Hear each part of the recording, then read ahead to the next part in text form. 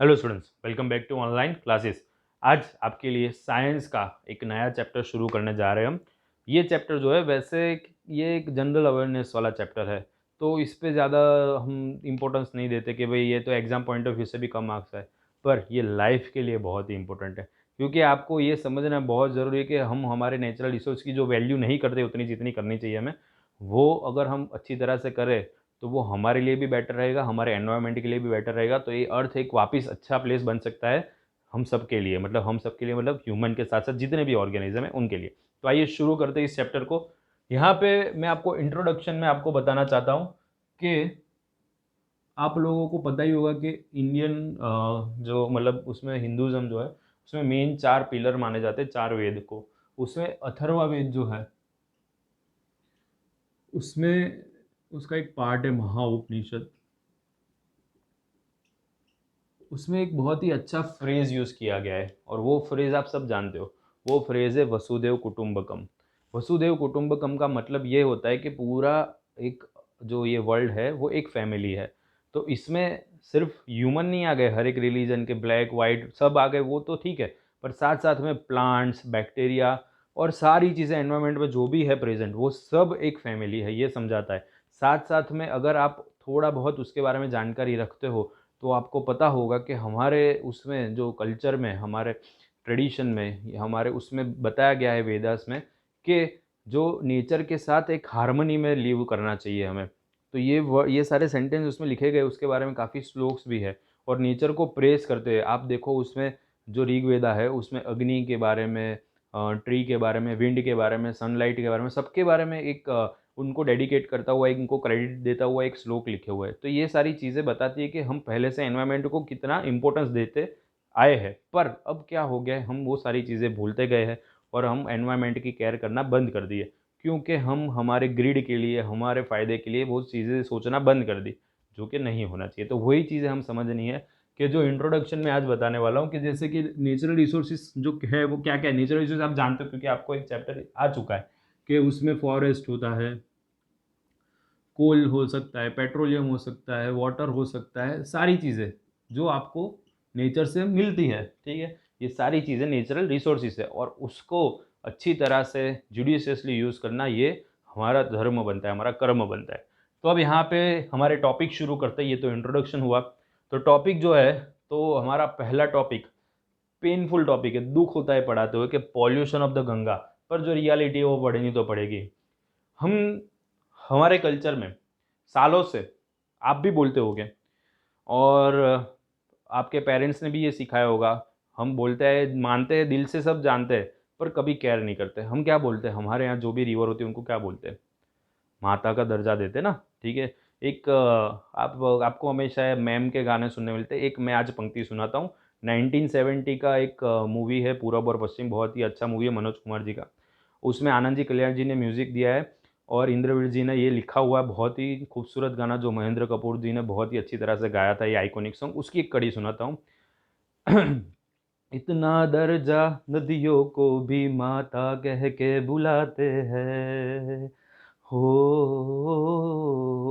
इतना आदर इंसान तो क्या पत्थर भी पूजे जाते हैं। उस धरती पे मैंने जन्म लिया हो, उस धरती पे मैंने जन्म लिया, ये सोच ये सोच के मैं इतराता हूँ, भारत का रहने वाला हूँ, भारत की बात सुनाता हूँ। तो ये गाना जो है वो, ये लाइन बताने का मीनिंग ये था कि हम नदियों को माता का दर्जा देते सालों से। आप सब भी बोले होगे कभी ना कभी कि गंगा माता जी, गंगा मैया, ये सारे वर्ड्स हम बोलते हैं, ठीक है। पर क्या है रियलिटी? आज नदियों की हालत देखिए, नदी मत कम वो सूएज ज़्यादा लगती है। रीज़न क्या, मतलब गवर्नमेंट एक्शन ले। चलो गवर्नमेंट की बात करते हैं। अब हमेशा हम गवर्नमेंट पे ब्लेम देते हैं ना, तो गवर्नमेंट की बात करते हैं। गवर्नमेंट ने 1985 में गंगा एक्शन प्लान दिया था, मल्टी करोड़ प्लान। उस टाइम पे मल्टी करोड़ प्रोजेक्ट उन्होंने पास किया गंगा में, इसलिए पास करना पड़ा क्योंकि उसमें कॉलीफॉर्म बैक्टीरिया का प्रोपोर्शन काफ़ी बढ़ चुका था। ये कॉलीफॉर्म बैक्टीरिया जो है वो वाटर को कंटेमिनेटेड बना देता है। उस वाटर को अगर कंज्यूम करते हैं हम, तो फिर आपको डिसेंट्री, कॉलेरा या इस तरह के कोई भी डिजीज हो सकते हैं जो वाटर कंटेमिनेटेड वाटर से मतलब उससे होते हैं। तो यहाँ पे ये कॉलीफॉर्म बैक्टीरिया आपके स्मॉल इंटेस्टाइन में भी प्रेजेंट होता है, आपके इंटेस्टाइन में भी होता है बैक्टीरिया। ये ऑब्जेक्टिव के लिए काफ़ी इंपॉर्टेंट है, पिछले साल बोर्ड में पूछा गया है, ठीक है। तो ये कॉलीफॉर्म बैक्टीरिया जो है उसमें उसमें उसका प्रोपोर्शन इतना ज़्यादा बढ़ गया कि वो इतना इम्प्योर वाटर हो गया, क्योंकि गंगा जो है वो यूपी, बिहार और वेस्ट बंगाल के थाउजेंड्स ऑफ सिटीज़ और टाउन्स में से पास होती है, और वहाँ के लोग डायरेक्टली इसका यूज़ करते हैं ड्रेनेज में और अपने हाउस होल्ड एक्टिविटी के लिए, डोमेस्टिक यूज़ में इस पानी को डायरेक्ट यूज़ करते हैं, पीते हैं। अगर ये बैक्टीरिया को तो वो फिल्टर नहीं कर पाएगी ना, कचरा फिल्टर होगा, तो फिर उनकी हेल्थ कितनी ख़राब होगी। तो ये देख के गवर्नमेंट ने 1985 में उसको क्लीन कराया। क्या फ़ायदा हुआ? एक साल क्या, एक महीना भी मैं तो बोलूँ पानी क्लीन नहीं रहा, वापिस ऐसा का ऐसा। क्यों? लोग क्या करते हैं, श्रद्धा की बात सही है, बिल्कुल मैं समझ सकता हूँ, पर कुछ तो आपको उस चीज़ को सोचना चाहिए ना कि आप अपनी माता को खराब कर रहे हो। इसका मतलब कहाँ पे भी उधर से ट्रेन जा रही है तो कुछ फेंकना ज़रूरी है, भाई गंगा में सिक्का भी फेंकना ज़रूरी है, ये फेंकना ज़रूरी है। उधर कुंड बनाए गए, आप उधर जाके अपनी आस्था श्रद्धा से डुबकी लगाओ, पर नहीं, कहीं पे भी गंगा दिखे उधर नहा लो, अपने कपड़े धो लो, अपने जो भी जानवर है उनको नहलाओ। कुछ कुछ लोग वहाँ पे सारे जैसे इंडस्ट्रीज वाले कुछ कुछ अपने सारे केमिकल्स वेस्ट प्रोडक्ट उसमें डिस्पोज कर देते हैं। तो इससे क्या होगा, मतलब नुकसान हमें ही है। आप सोच रहे हो कि अभी हमारा काम हो गया, ये मत सोच, ये आप अपने शॉर्ट टर्म एडवांटेज के लिए आपका लॉन्ग टर्म का क्या कर रहे हो, बहुत बड़ा नुकसान कर रहे हो। उसमें जितने सारी फिश थी उसके प्रोपोर्शन कम हो रहे, काफ़ी सारी फिश। आप लोग जानते हो कि पिंक कलर की भी डॉल्फिन होती है, रिवर डॉल्फिन जिसको बोला जाता है। रिवर डॉल्फिन, हम लकी है कि हमारे यहाँ गंगा में है। रिवर डॉल्फिन बहुत ही रेयर स्पीसीज है। डॉल्फिन आपको पता है ना, समंदर में होती है, वो कभी भी फ्रेश वाटर में नहीं होती। ये रिवर डॉल्फिन रिवर में होती है, गंगा में प्रेजेंट, बिहार के वो पोर्शन में। कितनी कम हो गई अभी, तो उसकी मात्रा काफ़ी कम हो गई। तो थैंक्स टू अभी नेक्स्ट प्रोजेक्ट जिसकी हम बात करें कि उसके बाद ये पानी थोड़ा क्लीन हुआ और बच गए, नहीं तो वो ऐसा था एक्सटेंट, हम फिर पढ़ते कैसी एक डॉल्फिन भी हुआ करती थी। तो हम दूसरे क्रिएचर्स को तो ख़त्म कर ही रहे, साथ साथ में हम एनवायरमेंट को इतना खराब कर रहे हैं कि साथ साथ में हम भी फ्यूचर में ख़त्म हो जाएंगे। आप अभी ये पेंडेमिक तो देख ही रहे हो। तो ये रीज़न क्या है कि जब हम नेचर को इतना ख़राब करते हैं, हम उसको इतना उसमें वेस्ट डालते हैं, उसको प्रॉपर मैनेज नहीं करते, तो उसके एंड में हमें भी इफेक्ट उसकी आने ही वाली है। तो यहाँ पे एक ये प्रोजेक्ट की बात हो गई। दूसरा प्रोजेक्ट है 2014 जून में लागू किया गया नमामि गंगे प्रोग्राम, जो मोदी जी हमारे ऑनरेबल प्राइम मिनिस्टर है, उन्होंने ये प्रोजेक्ट को और आगे वेग बढ़ाया। और आपको पता होगा कि काफ़ी सारे पोर्शन जो गंगा के वाराणसी के पास वाले, इतना क्लीन वाटर करा दिया उन्होंने कि आज आप देख सकते हो, उसके बारे में आपको न्यूज़ में भी पढ़ा होगा। उसके बाद 2016 अक्टूबर से national mission of clean Ganga ये भी स्टार्ट किया। ये नेशनल मिशन इसलिए नाम दिया गया कि ये सब भारतीय की फर्ज में आता है। ऐसा नहीं है कि मतलब कि ये गंगा जहाँ से पास होता है उन्हीं का फर्ज है कि वो उसको क्लीन रखे या उसको वो प्रोटेक्ट करे। आप अगर वहाँ घूमने गए तो आपका भी उतना ही फर्ज है कि वहाँ पे आप प्लास्टिक या कोई भी वेस्ट ऐसा मत डालिए। तो ये सारी चीज़ें इसीलिए शुरू की गई, उसको अभी अच्छी तरह से इम्प्लीमेंट भी हो रहा है, पर फिर भी गंगा उतनी क्लीन नहीं हुई, क्योंकि गवर्नमेंट तो सिर्फ काम करा सकती है, मेंटेन हमें करना है। तो जब तक हम नहीं करेंगे तब तक ये मेंटेन नहीं हो सकता। और यहाँ पे मैं एक बात बताऊंगा, आगे बताऊंगा, चलो यहाँ पे आगे टॉपिक है ही। तो उससे पहले हम 5 आवर्स टू सेव एनवायरनमेंट की बात कर लेते हैं। तो यहाँ पे actually basically main 3 R's to save environment होता है। ये पहले की बुक में यही आते थे, ये दो उन्होंने थोड़े बढ़ा दिए। रिफ्यूज इज मतलब सब टाइप ऑफ रिड्यूस, और रीपर्पज इज सब टाइप ऑफ रीयूज। तो इसमें होता क्या है कि रिफ्यूज मतलब क्या, सिंपली से नो। बच्चन साहब की आवाज में नो मीन्स नो। नो क्यों? No to plastic, no to plastic. और यहाँ पे मेन चीज नो टू प्लास्टिक कैसे हम कर सकते हैं। देखो वेंडर होते हैं ना छोटे छोटे, उनको डर होता है कि उनका वहाँ से फिर चीज़ें नहीं खरीदेंगे अगर वो ना बोल दे कि मेरे पास प्लास्टिक बैग नहीं है, तो इसलिए वो इलीगली भी लाते हैं। It's up to you, you have to say that's why no to plastic. अब यहाँ पे अगर हम पहले सामने से ना बोलेंगे कि भाई, आप वेंडर को हम ना बोल देंगे नहीं आप प्लास्टिक बैग, हम खुद से ही क्लोथ की, जूट की बैग या फिर पेपर बैग भी चले, क्योंकि वो जो है ना वो बायोडिग्रेडेबल है। तो वो बैग लेके जाओ, उसमें सामान ले लो। आप एक हैबिट अपने आप में एडप्ट कर लो ना कि कुछ चीज़ खरीदने जा रहे हैं तो हम वो बैग घर से लेके जाएंगे। क्यों डिमांड करना प्लास्टिक? प्लास्टिक आपको पता है कितना हार्मफुल है, वो नॉन बायोडिग्रेडेबल है, फिर भी आप ये चाहते हो, इसलिए ये बिक रहा है ना। जब नहीं चाहोगे तो नहीं हो जाएगा। तो ये नो स्पेशल रिफ्यूज में उसके रिगार्डिंग में आपको एग्जाम्पल समझा रहा हूँ। रिड्यूस मतलब कि जिसकी ज़रूरत नहीं है उस चीज़ को बंद कर, जैसे स्विच ऑफ लाइट फैंस। अगर आपको वो रूम में रिक्वायरमेंट नहीं है, जैसे बड़ा हॉल है, बड़ा रूम है, आप इस तरफ बैठे हो, उस तरफ दूसरी तरफ वहाँ पे एक पंखा चल रहा है जो कि उसकी हवा आपको लगने भी नहीं वाली, तो उसको चालू रख के कोई मतलब नहीं, उसको ऑफ कर दो। आप ये रूम लीव करके जा रहे हो, ज़्यादातर बच्चों को आदत नहीं होती कि रूम लीव करके जाते हैं, सब चालू रख के जाते हैं। तो लाइट है, लाइट फैन फिर एसी जो भी चीज़ें आपके रूम में ऑन है उसको ऑफ कर दो। दूसरा इंपॉर्टेंट, इसका एक एग्जाम्पल बताता हूँ।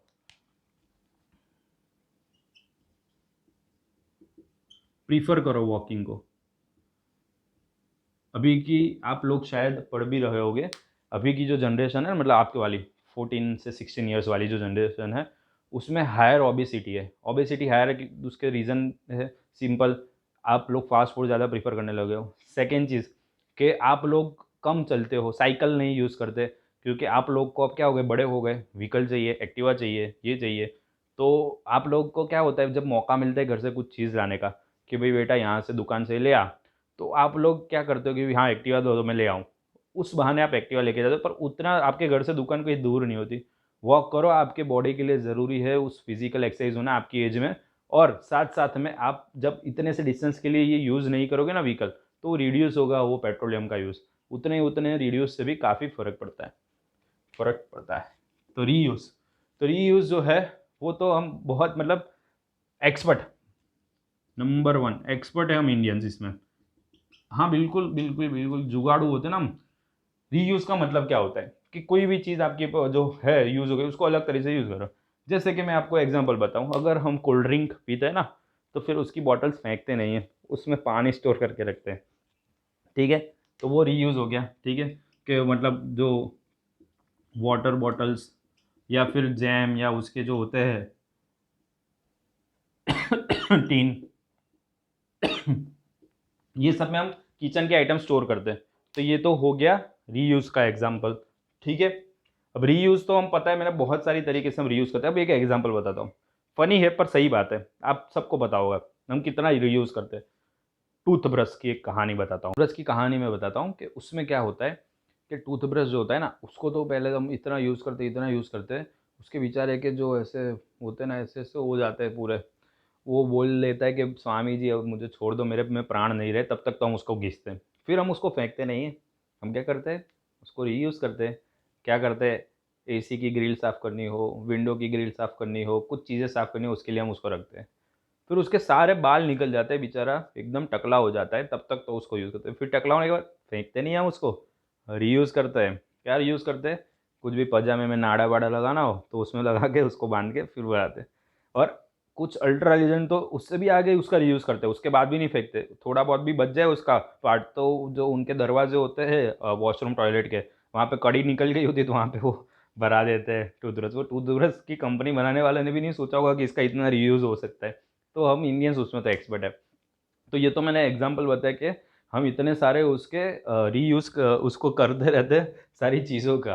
तो टूथब्रश का जैसे मैंने बताया, वैसे तो बहुत सारी चीज़ें, ये तो एक टूथब्रश का मैंने एग्जांपल आपको बताया। सही बात है ना, आप लोगों ने भी देखा होगा, आपके घर में भी कुछ ना कुछ तो टूथब्रश का रीयूज़ होता है। फिर कुछ लोग उसको वो करने के लिए भी करते हैं, जैसे दाढ़ी में वो डाई करने के लिए भी थोड़ा बहुत ऐसे कहीं पे मूँछों पे लगाना होता है, तो वो टूथब्रश पे डाई लगा के ऐसे यूज़ करते हैं। उसके खतरनाक यूज़ होते हैं यहाँ पे। तो अब आगे टॉपिक पे चलते हैं हम, रीसाइकल पे। तो रीसाइकल जो है वो क्या होता है कि जैसे कि ग्लास है, प्लास्टिक, पेपर, मेटल स्क्रैप, ये सारी चीज़ें जो है ना, उसको आप फेंक देने से अच्छा उसको घर में कोई एक जगह पे स्टोर करो, और फिर वो आता है ना, वो आता है उसको दे दो। क्यों, आपको पैसे तो मिल ही रहे, और वो चीज़ वो क्या कर रहा है, वो फैक्ट्री वाले को दे रहा है जिसमें से रिसाइकल हो रहा है। तो वही चीज़, ये सारी चीज़ वापस यूज़ रिसाइकल होकर नई प्रोडक्ट इसमें से बन सकती है। यहाँ पे रीयूज़ जो है ना, वो रिसाइकल से ज़्यादा बेटर है, ऐसा भी एक ऑब्जेक्टिव आ सकता है। क्यों, क्योंकि रीयूज़ आप करते जाते हो। रिसाइकल में आप जब देते हो तो उसको वापस कन्वर्ट करने के लिए कुछ एनर्जी लगती है, एनर्जी सोर्स लगता है, तो इसमें थोड़ा एनर्जी सोर्स यूज़ होता है। ये भी अच्छा ही ऑप्शन है, पर सबसे अच्छा ऑप्शन ये है रीयूज़, ठीक है। रीपर्पस जो मैंने बोला कि ऑलमोस्ट ये रीयूज से रिलेटेड है। तो इसमें जैसे मैं आपको बताऊं कि जैसे क्रॉकरी आइटम जो भी होती है आपके घर में, ठीक है, समझो ना कि कप ही समझ लेते, कप, अब कप का हैंडल टूट गया, तो फिर वो इतना वो यूजेबल नहीं रहेगा, क्योंकि आपको गरम गरम चाय या कुछ कॉफ़ी पीनी है तो उसको नहीं पकड़ के पिया होगा। तो उसको क्या करो, उसमें कुछ प्लांट ग्रो कर दो, या फिर उसको आप कुछ आर्ट बना के डिज़ाइन बना के शो पीस बना सकते हो, या फिर उसको आप अपने छत पे रख दो कुछ इनके लिए, बर्ड्स के लिए, ठीक है, बर्ड बाथ बना के या ऐसे उन उसमें दाने डाल दो। तो ये ऐसे उसके रीपर्पज़ कर सकते हो। उसका ओरिजिनल पर्पज़ जब नहीं हो सकता तो दूसरे पर्पज़ के लिए आप उसको यूज़ करो, उसको रीपर्पज़ बोलते हैं। तो बेसिकली वो सब टाइप हो गया रीयूज़ का।